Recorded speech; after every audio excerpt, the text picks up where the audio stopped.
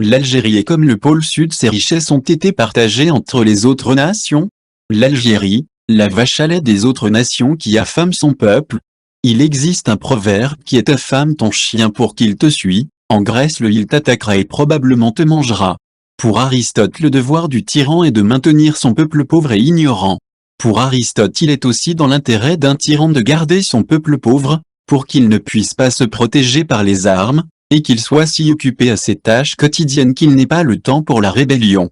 Nous pouvons comparer le peuple algérien à des enfants, des orphelins ayant perdu leurs parents. Ils ont hérité de terrain, d'une maison, d'une vache, mais les voisins volent le lait de leur vache, disant que leur vache n'appartient à personne car pour pouvoir réclamer ses droits il faudrait être adulte et les enfants eux n'ont aucun droit, donc n'importe qui peut les frapper, les voler, ou leur faire du chantage profitant de leur faiblesse. Avec ses ressources naturelles importantes en gaz et en pétrole, sa jeunesse éduquée et volontaire, l'Algérie dispose de nombreux atouts. Pourtant, beaucoup d'Algériens se définissent comme un peuple pauvre pour un pays riche. Car l'autoritarisme du pouvoir, les freins à la création d'entreprises, l'état déplorable des infrastructures et de l'agriculture laissent le pays entravé de toutes parts, sans compter la vie quotidienne souvent compliquée, les coupures d'internet, d'eau, d'électricité, des coupures de gaz et de téléphone rendent la vie difficile. Depuis 1976 et un embargo décidé par Giscard suite aux nationalisations du pétrole algérien par Boumedienne, le peuple algérien ne dispose plus d'ascenseurs. Tous les ascenseurs sont en panne, comme le pays est en panne d'ascenseurs et ne décolle pas économiquement.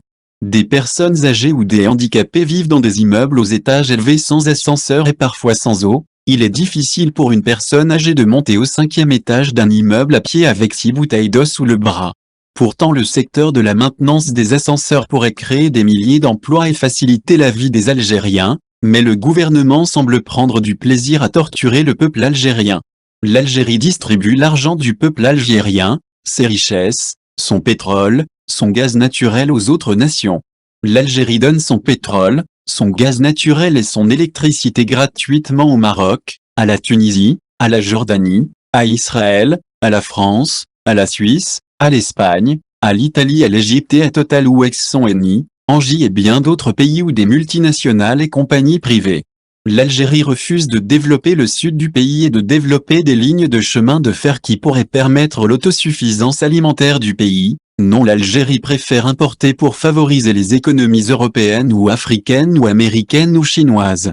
Tout peuple pour vivre a besoin d'un espace vital. Or la France a volé les terres du peuple algérien depuis 1830 mais en 1962, les Algériens ont pu obtenir une indépendance réelle ou fausse, nul ne le sait. Mais les Algériens n'ont pas récupéré leurs terres ancestrales qui ont été nationalisées et n'appartiennent plus à la France mais à l'État, un État mystérieux et qui n'est ni une république, ni populaire ni démocratique ni légitime. C'est un pouvoir qui pourrit la vie du peuple algérien et qui ne sert à rien, ne produit aucune richesse et spolie le peuple algérien comme le faisait la France. Rien n'a changé sauf peut-être le drapeau et l'hymne national.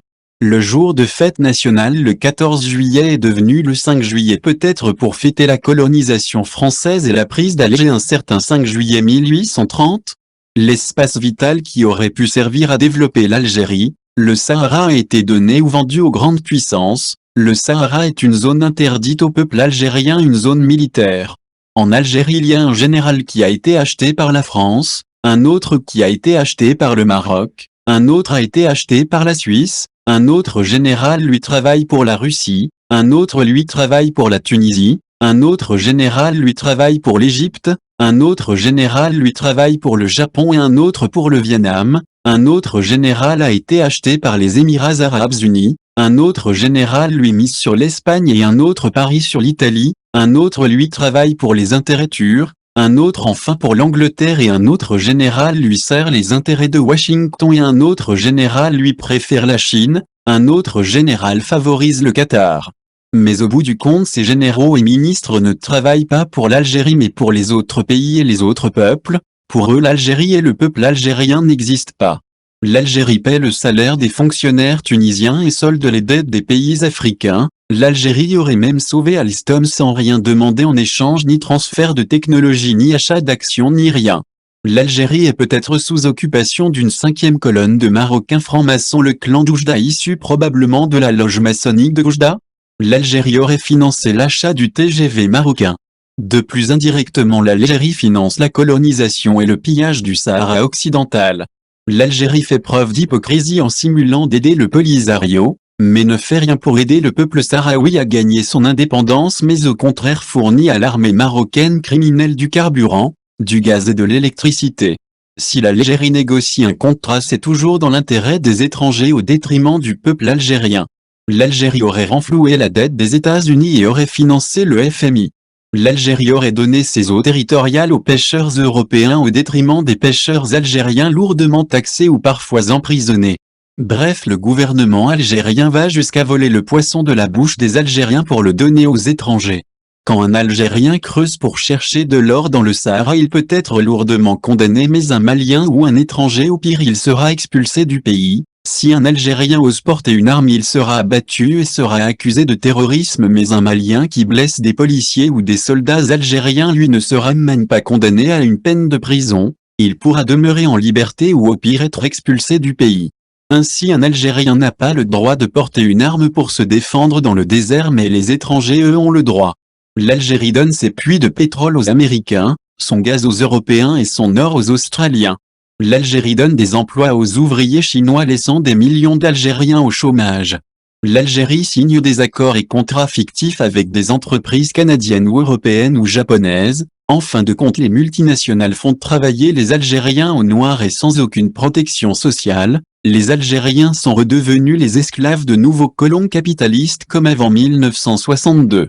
Les entreprises étrangères ne paient aucune taxe en Algérie et leurs investissements en Algérie sont assurés par l'Algérie. C'est du gagnant-perdant. L'Algérie ne gagne absolument rien avec ces entreprises qui souvent ne sont pas compétentes et ne font aucun transfert technologique. Le peuple algérien est marginalisé et clochardisé par un gouvernement illégitime, un gouvernement d'occupation étrangère antinationaliste et sans protectionnisme. La corruption et les injustices sont généralisées. Les juges sont aux ordres d'une mafia. Les Algériens sont devenus des parias, des étrangers dans leur propre pays. Pendant ce temps, en Algérie, l'allocation adulte handicapé serait de 40 € par mois et le SMIC serait de 24 000 dinars, soit environ 120 €. Mais le coût de la vie en Algérie pour l'immobilier et la nourriture dépasse celui de la Suisse ou celui du Japon. Il faudrait plus de 10 € par jour à chaque Algérien pour pouvoir manger à sa faim. Or, la majorité des Algériens vivent avec moins de 2 $ par jour, ce qui fait que les Algériens sont parmi les peuples les plus pauvres du monde et les plus pauvres du monde arabe, tout en ayant le coût de la vie le plus élevé. Dans certains villages isolés en Algérie, le chômage dépasse les 70%.